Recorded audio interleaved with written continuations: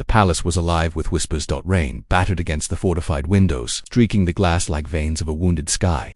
Thunder rolled above Ouagadougou, but inside the chamber of power, the silence was heavier than the storm. It was supposed to be just another cabinet session, a gathering of leaders, advisors, and ministers charting the nation's course. Yet to Ibrahim Traoré, it felt like walking into a trap disguised as governance. The tables stretched long and imposing, polished wood glowing faintly under dim chandeliers. Each chair held a figure of authority, yet their eyes betrayed unease. The air was stifling, heavy with the musk of sweat and tension. Papers lay on the table, but few dared to touch them. Hands fidgeted, jackets adjusted, glances stolen. Something was wrong. At the head sat Traoré, his red beret resting beside him, a symbol of the revolution, of resistance, of a young soldier who had dared to defy powers far larger than himself. Tonight, however, his instincts screamed louder than his pride. He had walked battlefields where gunfire rained without pause, but the quiet inside this chamber was more dangerous than artillery. Then came the flicker. The lights dimmed, sputtering, once and again, before settling into a sickly glow. Power in the palace was never this fragile. It wasn't the storm. It was sabotage. Traoré's jaw tightened. His hand brushed the table's edge, steady but alert. Across from him, Minister shifted in his chair, the motion to deliberate. A leather briefcase rested at his feet, angled oddly, as if positioned for something other than carrying documents. Another minister, usually loud and eager, sat in silence, his fingers drumming against his knee in a rhythm that betrayed nervous anticipation. Then the sound, a soft, metallic click, so faint most would dismiss it as the settling of a chair, the creak of old wood, but Traoré knew better. It was the unmistakable prelude of death, the arming of a concealed weapon. The air grew colder. His gaze swept the table. 3 ministers exchanged fleeting looks, their lips pressed tight, their hands hovering too close to hidden places.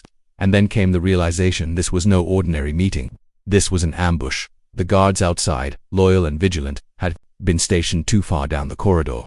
The heavy doors of the chamber were bolted from within.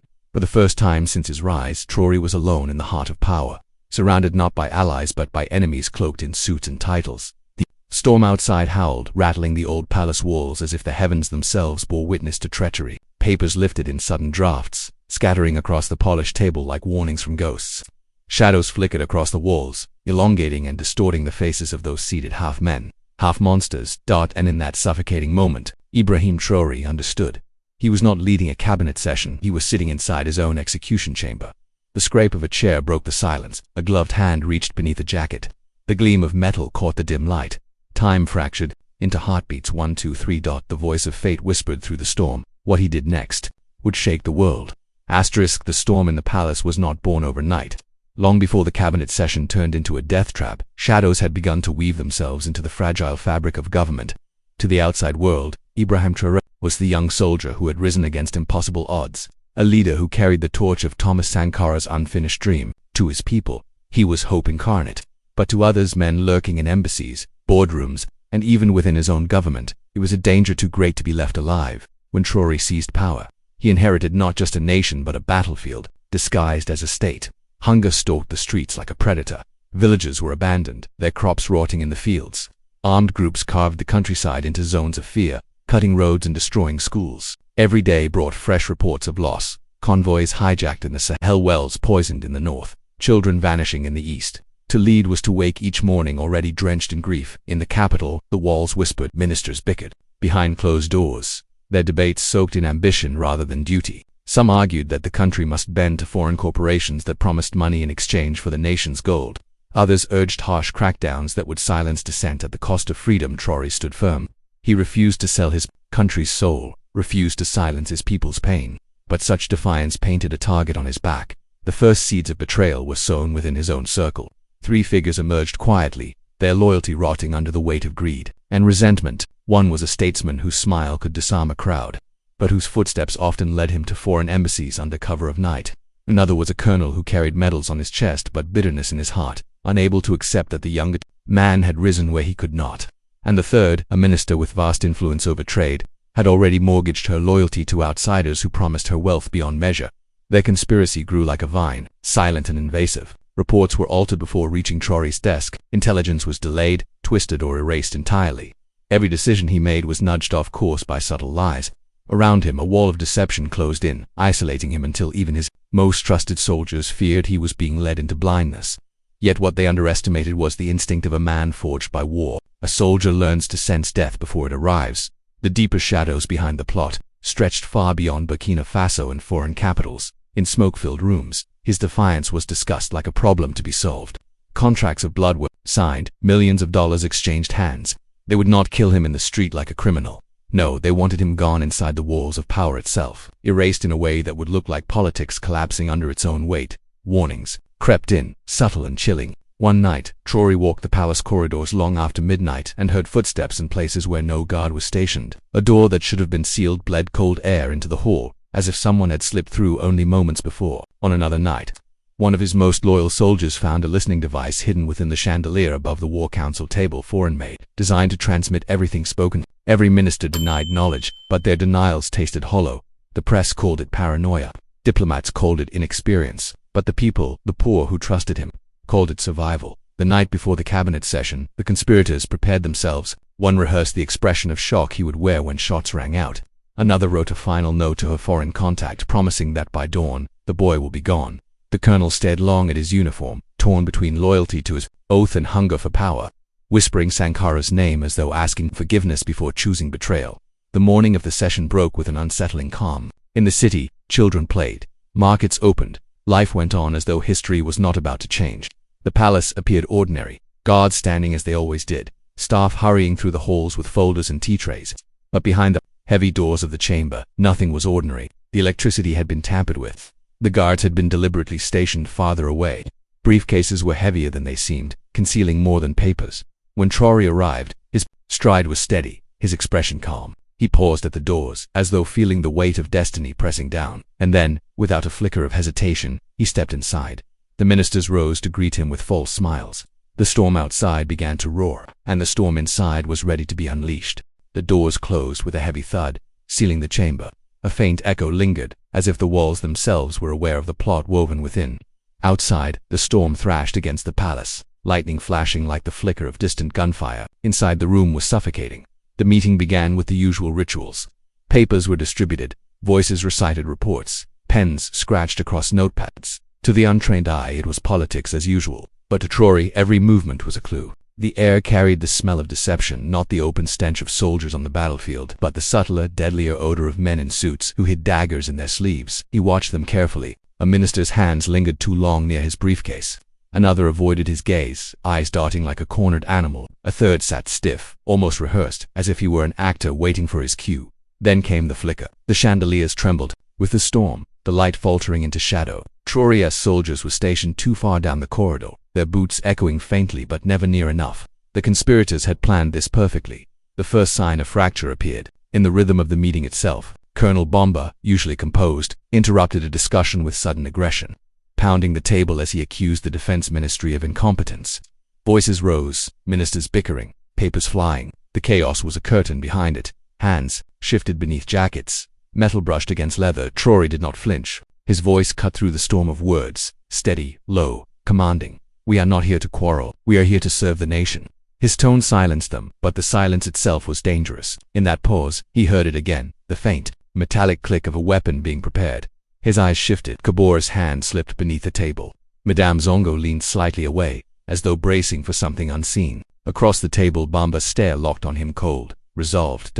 And then, from the corner of the room, came movement. A guard inside, one of the few permitted, shifted his stance. His hand, too, hovered unnaturally close to his holster. The betrayal was deeper than Traoré had feared. The storm outside screamed louder. The wind howled through cracks in the ancient palace walls, carrying with it the scent of rain and something sharper, gun oil, faint but undeniable. Traoré's instincts screamed. Every muscle in his body tensed, ready to spring. But he did not move, not yet. He let them believe he was still trapped in their game. Minutes dragged like hours. The meeting pressed on, but the reports were meaningless now. Each sentence spoken was a distraction, each shuffled paper a mask for the gathering. Violence. Shadows deepened across the walls, distorted by the lightning outside, until every face looked monstrous, half human, half phantom.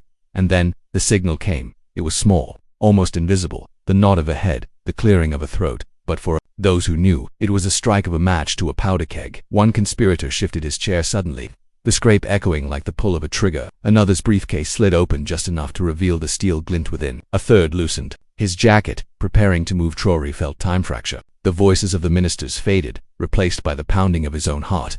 He could see every detail, a droplet of sweat rolling down Kabor's temple, the trembling finger of the guard near his holster, the faintest reflection of lightning. On polished metal, they were about to strike. The young president breathed slowly, forcing calm into his veins. He had fought ambushes before. He had faced rebels hidden in the trees, landmines buried beneath the dust, but never had the enemy sat so close, dressed in silk ties and polished shoes, smiling as they prepared to kill. Another flicker of light. The chandeliers dimmed again, and in that half-darkness, hands began to move. Traoré leaned forward, his gaze sharp as a blade, his voice low enough that only those nearest could hear. "Do you think I cannot see you?" The words sliced through the room. Several froze, their hands caught mid. But hesitation is a fragile thing, and in that fragile pause lay both danger and opportunity. The storm roared, the walls shook, and in the chamber of power, betrayal crept closer with every heartbeat. The session was no longer a meeting. It was a countdown. And Ibrahim Traoré was sitting in the center of the storm. The storm outside cracked the sky in two. Thunder rolled across Ouagadougou, shaking the palace as if the heavens themselves demanded to bear witness. Inside the chamber, the storm had already begun. The signal had been given. A chair scraped against the floor with a piercing shriek. A briefcase snapped open, its contents flashing in the dim light. Not papers, not pens, but steel. A minister's trembling hand emerged, clutching the handle of a pistol fitted with a silencer. The world seemed to slow in that instant. Every heartbeat thundered like a drum of war. Ibrahim Traoré did not wait. Instinct surged through him, honed by years in battlefields where hesitation meant death. His chair slid back just as the first shot cracked the air. The bullet hissed past his shoulder, embedding itself in the wood of the wall behind him. Sparks burst from the chandelier as the lights cut out completely, plunging the chamber into near darkness.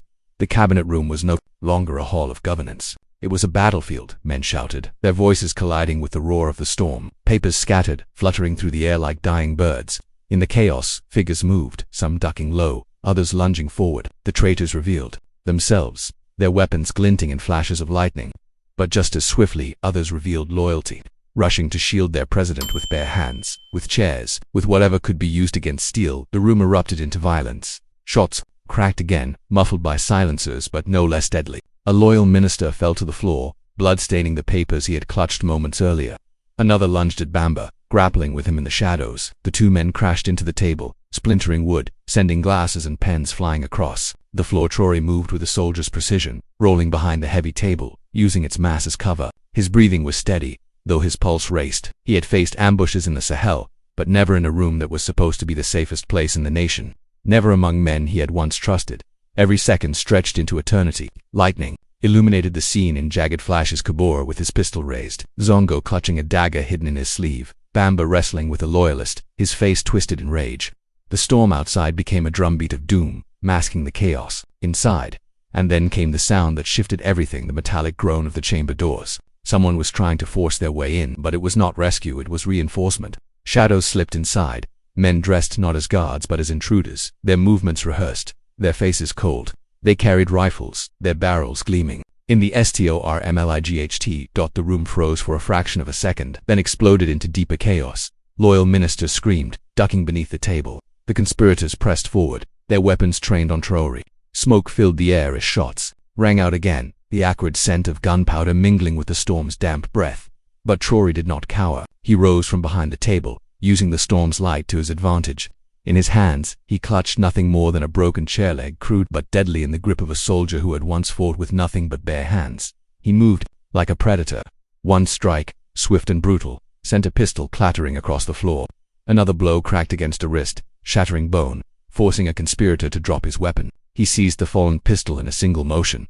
Spinning with the reflexes of a man born for war, the chamber became a war zone. Shots answered shots, screams echoed. The storm outside seemed to merge with the violence inside, lightning flashing, in rhythm with gunfire. The long mahogany table, once a symbol of governance, was now splintered, riddled with bullets. Overturned by scrambling men, Traoré fought not only with steel but with fire in his eyes. He moved through the smoke like a shadow, his silhouette illuminated only in brief flashes. To the traitors, he was everywhere at once. To his loyalists, he was hope incarnate, a leader who refused to fall even when the chamber itself had turned against him. Minutes dragged into what felt like hours. The air grew thick with gunpowder and sweat, with the iron scent of blood. Bodies lay crumpled across the floor, some loyal, some treacherous. The conspirators pressed harder, shouting commands, desperate to finish what they had started. But with each attempt, Traoré slipped through, defiant, unyielding, and then came the betrayal that cut deepest from the shadows. A figure emerged, a man Traoré had trusted more than most. a longtime ally, one who had sworn loyalty not just to him, but to the vision of a free Burkina Faso. His face was steady, his eyes cold. In his hand was a pistol aimed not at the traitors, but directly at Traoré. Time froze. The storm outside seemed to hold its breath. For the briefest of moments, everything stopped. The gunfire, the screams, the chaos. This was the mastermind. The betrayal was complete. But in betrayal, there is also weakness. The man hesitated, perhaps expecting Traoré to plead, to falter, to show fear. Instead, he saw only defiance. The president stood tall, his body scarred by the chaos of the fight, his chest rising and falling with the breath of a warrior who had already accepted death but refused surrender. And in that hesitation, destiny shifted.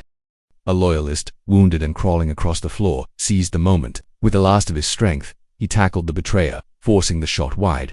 The bullet tore through the chamber wall, splintering wood, but spared the president's life. The two men fell into a violent struggle, their screams drowned by the storm. The betrayal had been revealed, but the fight was far from over.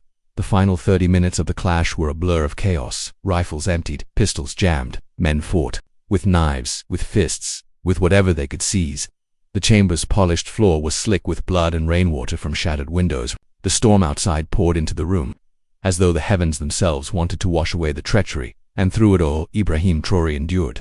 He fought not just to survive, but to prove that no ambush, no conspiracy, no betrayal could silence him. His every move was driven by the weight of his people, the cries of the hungry, the hope of a continent. 93 minutes. That was the length of the battle inside the cabinet hall. 93 minutes that stretched into eternity, where a nation's future teetered between life and death. When the final shot rang out, silence followed. A silence so deep it drowned even the storm. The chamber was unrecognizable. Splintered wood, shattered glass, smoke hanging thick in the air. Bodies lay where they had fallen, their lifeblood staining the floor. The conspirators who still lived were bound, their weapons kicked aside. The mastermind was dragged forward, broken and exposed, his betrayal plain for all to see. And in the center of it all stood Ibrahim Traoré, his uniform torn, his face streaked with blood and sweat, but his spirit unbroken. He had survived the impossible. He had walked through fire and emerged scarred but alive. The storm outside began to calm, the thunder rolling away into the distance. And in that fading storm, one truth became clear. The attempt to kill the young president had failed. But what lingered was not just survival, it was transformation. The world would never look at him the same way again. The storm that had raged through the night faded into the pale light of dawn. The palace stood battered but unbroken, its shattered windows glistening with rainwater, its marble floors streaked with the blood of both loyalty and treachery. The cabinet hall was silent now, silent but forever scarred. Chairs lay overturned, the great mahogany table splintered into ruins. The bodies of traitors and loyalists alike had been carried out during the long hours after the clash, their faces covered, their stories ended. What remained was not the noise of battle, but the heavy stillness of history. Ibrahim Traoré stood in that silence, his uniform torn, his body bruised, his eyes bloodshot from the 93 minutes of chaos that had tried to erase him from existence. He felt the weight of survival pressing down upon him, heavier even than the bullets that had missed their mark. Survival was no victory, not yet. It was only the beginning of a reckoning, because survival demanded answers. The first reckoning was with the dead. Ministers who had thrown themselves into the line of fire to shield their president now lay beneath white shrouds in the courtyard, their families gathered in grief. Their sacrifice was not a footnote. It was the price of a nation's continuity. Traoré walked among them, his boots sinking into the wet earth, his heart heavy with each step. He stopped at every body, bowed his head and whispered words that no camera would ever hear. For a leader, grief could not last long. He had to become stone. The second reckoning was with the traitors who still lived, dragged into the open courtyard, their wrists bound, their faces pale in the new dawn. They stood exposed. Among them was the mastermind, the ally who had once stood closest to Traoré, who had sworn loyalty only to shatter it with a gun aimed at his chest. His face was swollen, blood streaked down from his brow, yet his eyes still held the flicker of defiance. He had failed to kill his president, but his betrayal had struck deeper than any bullet could. The soldiers who had stormed in after the chaos now demanded justice. They shouted for executions, for blood, for vengeance equal to the treachery. The air was thick with rage, and the scent of death was still fresh enough to justify it. But Traoré, standing before the bound conspirators, did not speak in anger. His voice was low, steady, heavy with the gravity of survival. "Justice will not be written in vengeance," he declared. "It will be written in truth." And so began the great trial. In the weeks that followed, the assassination attempt became the single defining story in Burkina Faso and beyond. Every newspaper headline screamed of betrayal at the highest levels, of a night when the nation nearly lost its leader. Some called it a miracle, others whispered it was proof that fate itself guarded Traoré. The trial was not just a legal process, it was a theater of history. Each conspirator stood before the court, their crimes laid bare. The courtroom became a stage where treachery was dissected for the world to see. Testimonies revealed the depth of the conspiracy. Foreign interests funneling money into secret accounts, promises of power whispered in backgrounds, and the willingness of men and women to sell their own nation for personal gain. Every detail poured, like acid onto the public's trust, igniting anger that spread across the streets of Ouagadougou and into the villages beyond. Citizens marched not in fear, but in rage. They carried portraits of their president, chanting his name, demanding punishment for the traitors who had dared to strike at him. And yet Traoré did not call for executions. He called for transparency.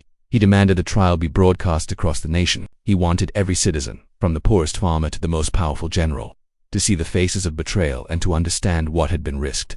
The world watched. Two foreign governments that had long treated Burkina Faso as a pawn in their games now saw something they had not expected. A young leader who had not only survived an assassination attempt but turned it into a crucible of legitimacy. He emerged not as a victim but as a symbol, the man who could not be broken. And in that survival, something shifted across Africa. Leaders from neighboring nations sent emissaries, some in solidarity, others in fear, for they understood that what had happened in Burkina Faso was not isolated. It was a story that could inspire millions, that a president so young, so defiant, could stand against conspiracies both internal and foreign, and still rise. But for Traoré, the greatest impact was not global, it was in the eyes of his people. When he walked through the streets after the storm, he was no longer merely the soldier president. Children ran to him as if to a savior. Mothers raised their hands in blessing. The elderly wept openly, calling him the shield of Burkina Faso for them. His survival was not just personal, it was national. If he lived, then hope itself lived, yet survival carried a price. Every night after, when the palace grew silent and the halls lay empty, Traoré sat alone in the chamber where the attempt had unfolded. The scars on the walls remained bullet holes, shattered wood, bloodstains that could never fully be scrubbed away. He traced those scars with his eyes, and in them he saw the weight of what leadership demanded. For a leader, survival meant carrying ghosts. He carried the ghost of the minister who had shielded him with his body. He carried the ghost of the soldier who had dragged the mastermind down in the final moment. He carried the ghost of trust itself, shattered forever, but he also carried resolve. In speeches after the attempt, his voice grew sharper, his words heavier. He spoke of betrayal, not as a wound, but as a lesson. He spoke of loyalty not as obedience, but as sacrifice. And most of all, he spoke of Burkina Faso's destiny, that no storm, no bullet, no traitor could turn the nation back into chains. The assassination attempt did not weaken him, it forged him. From the ashes of the attempted coup, new policies emerged. Security was restructured. The palace was fortified, but not with walls alone, with the loyalty of a people who now felt bound to their leader by blood. Transparency, where became his weapon. He ordered the publication of the conspirators' foreign accounts, exposing the names of governments and corporations that had funneled money into betrayal. It was a declaration of war, not with guns, but with truth, and the impact rippled outward. Across Africa, young men and women whispered his name with reverence. In universities, his story was debated, a case study of leadership under fire. In villages, griots added his survival to their songs, weaving it into the oral history of resistance. But perhaps the most lasting impact was within the man himself. For Ibrahim Traoré, survival in that chamber had transformed him. He was no longer the soldier who had risen through the ranks by sheer will. He was no longer the accidental president who had stepped into a vacuum of power. He was something else now, something larger than himself. He had become a living myth, and myths do not die easily. The night of the assassination attempt would be remembered not as the night he nearly fell, but as the night he was reborn. Reborn not in blood alone, but in fire, in storm, in betrayal turned into resilience. The palace that had trembled beneath thunder now stood as a fortress of memory. Every scar on its walls was a reminder of survival. Every whisper of that night was a reminder that history bends not to bullets, but to the unyielding will of those who refuse to fall. And so, as dawn rose over Burkina Faso weeks after the attempt, Ibrahim Traoré stood at the balcony of the palace, his figure framed by the rising sun. The people gathered below raised their voices in a chorus that shook the city. Their chants were not just for him, but for the survival of hope itself. For in that night of storm and betrayal, a truth had been written. Leaders may be targeted, nations may be tested, but a spirit that refuses to die cannot be killed. And that spirit, embodied in the young president who had faced 93 minutes of hell and emerged unbroken, would ripple through time, shaping not just a nation, but a continent.